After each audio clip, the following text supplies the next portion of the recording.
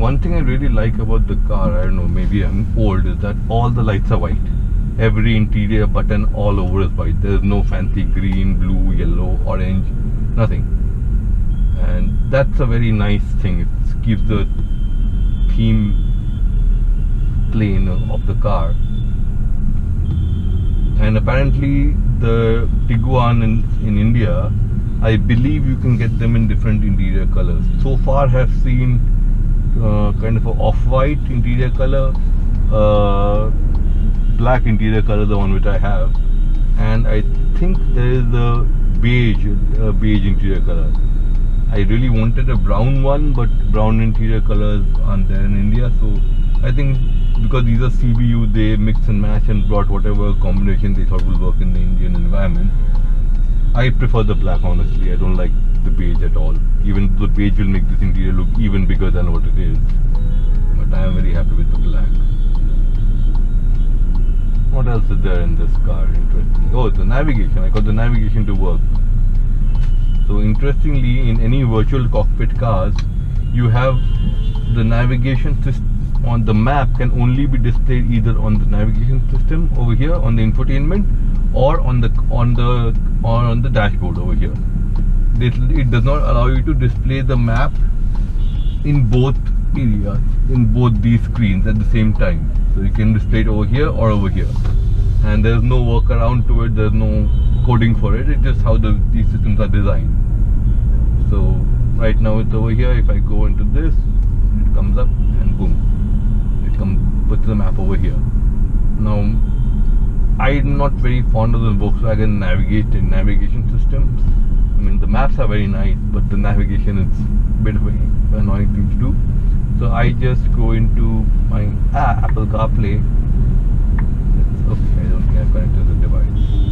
So basically, I can connect my Apple CarPlay and display Google Maps over here and the Volkswagen Maps on my console, instrument console, and it works. That's the only way it can have maps on both sides. You can't, but I prefer using the Google Maps guidance, so I'll just plug my phone in here.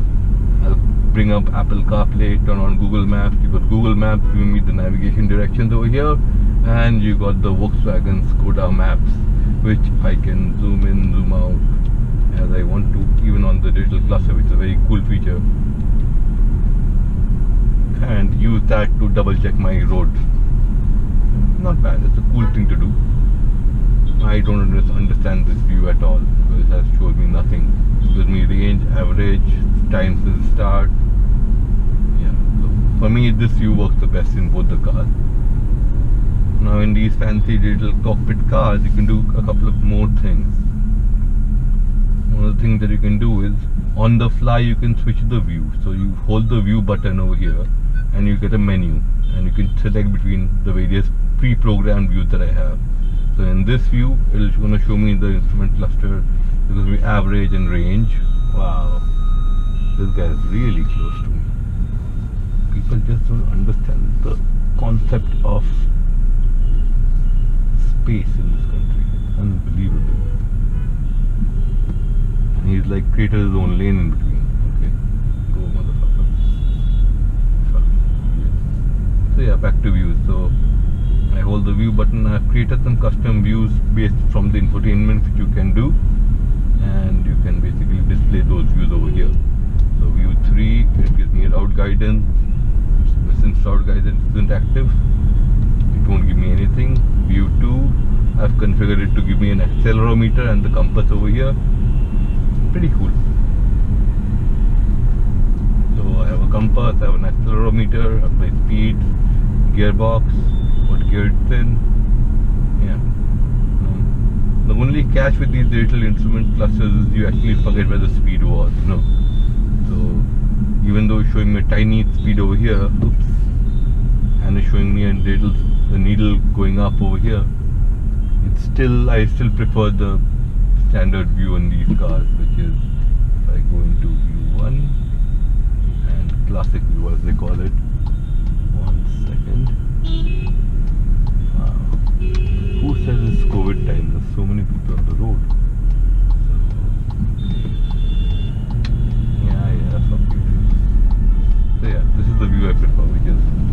speedometer, big speedometer digital.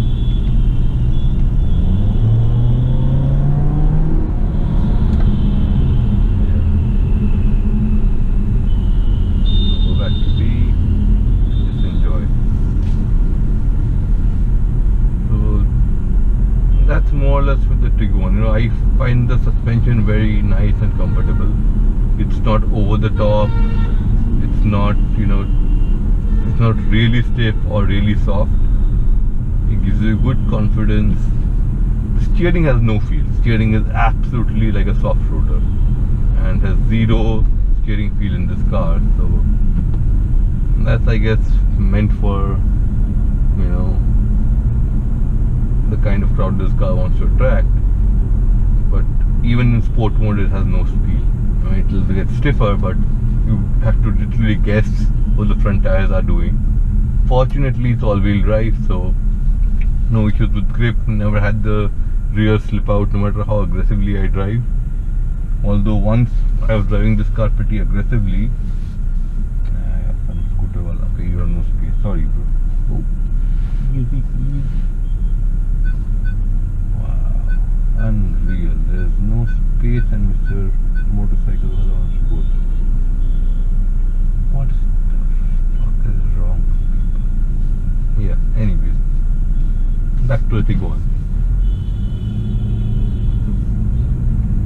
Yeah, I mean, in traffic, it's a really nice car to drive, and somehow I feel that the way they have designed the controls, the way they laid out the cockpit, and the way this car drives, it feels a lot smaller than it is to drive, which is a good thing because it's a pretty big car inside and outside.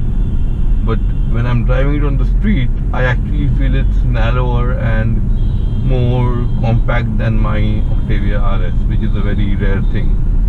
But kudos Volkswagen for that. You know, it drives more like a Golf GTI or a Golf R than a SUV. So that's always a very good feeling to have, especially in such a big car, that you can actually chuck it around. Apps on both, so you can do it from like this. So right now I'm running Apple CarPlay on my infotainment, which is showing me Google Maps, and I am running the Volkswagen Maps on my infotainment because Google Maps can't be ported from here to here. And the way Apple CarPlay works is it's actually providing a video stream to your infotainment unit, and it is basically putting the video stream up. So Google Maps here, normal maps over here, and you can actually go to street views also from here, which is a very fancy thing to do. So you can have your, what do you call, oh wow, people are just, this is another thing, the surround parking sensors or people sensors in this car are extremely touchy. I mean, it's a good thing because it tells you, it kind of keeps you alert that if some idiot is too close to you which you haven't seen, but it gets really touchy. It gets a bit annoying, and you know, I have turned it off so you can mute it from here like this, but then you can't, then it won't tell you who's where. I'm trying to figure out a way to basically figure out how to increase or decrease the sensitivity of the sensors, so, or the range at which they trigger. Nothing yet, but yeah, interestingly, so I think we can actually do satellite views, right? Traffic, satellite map. So yeah, so you have satellite map over here, you have regular map over here. Perfect.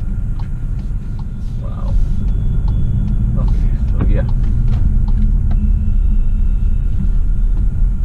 car has enough ground clearance, so you can just put it over, you know, bad roads. It doesn't thud or thunk like any other cars.